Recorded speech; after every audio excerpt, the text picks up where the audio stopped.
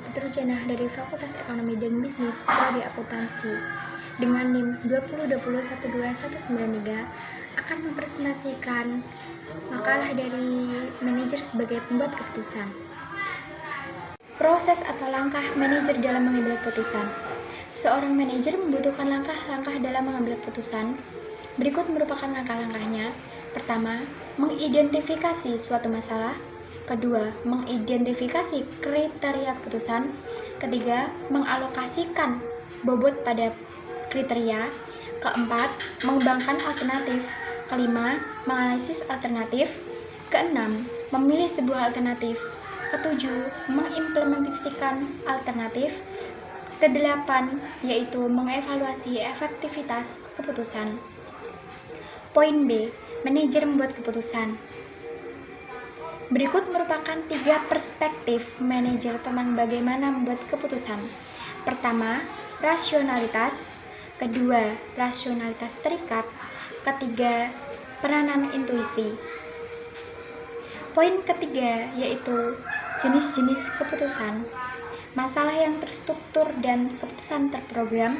Kedua, masalah tak terstruktur dan keputusan tak berprogram. Berikut merupakan 3 jenis keputusan yang terprogram antara lain. Pertama, prosedur. Kedua, peraturan. Ketiga, kebijakan. Poin keempat yaitu kondisi pembuatan keputusan. Ada 3 kondisi pembuatan keputusan antara lain kepastian atau situasi di mana manajer dapat membuat keputusan yang akurat. Resiko, kondisi di mana pembuat keputusan dapat mengestimasikan kemungkinan hasil yang sudah pasti. Ketiga yaitu ketidakpastian, merupakan manajer menghadapi situasi pembuatan keputusan yang tidak pasti karena pilihan alternatif dipengaruhi oleh keterbatasan informasi. Poin yang kelima yaitu gaya pembuatan keputusan dibagi menjadi 4. Gaya direktif, gaya analitik, gaya konseptual, dan gaya perilaku. Poin ke F yaitu pembuatan keputusan yang efektif di dunia dewasa. Berikut merupakan pedoman dalam membuat keputusan yang efektif antara lain: A. Memahami perbedaan budaya. B. Mengetahui waktu kapan untuk keluar. C. Menggunakan proses pembuatan keputusan efektif. D. Membangun organisasi yang dapat menemukan hal yang tak terduga dan beradaptasi secara cepat di lingkungan baru.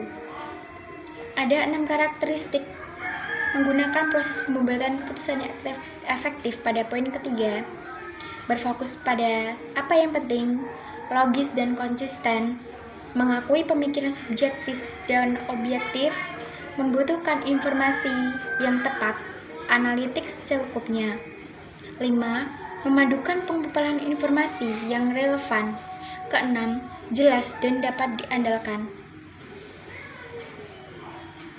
Cukup itu saja yang dapat saya presentasikan pada bab manajer pembuatan keputusan. Apabila ada kesalahan, saya mohon maaf yang sebesar-besarnya. Assalamualaikum warahmatullahi wabarakatuh.